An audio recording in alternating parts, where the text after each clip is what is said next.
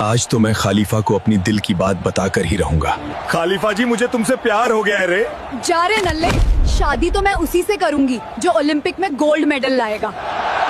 मुझे भी Olympic medal लेना है रे सरदार। है तुझमें हिम्मत दौड़ने की औकत है सुबह 3 बजे उठने की? मैं तैयार हूँ रे सरदार।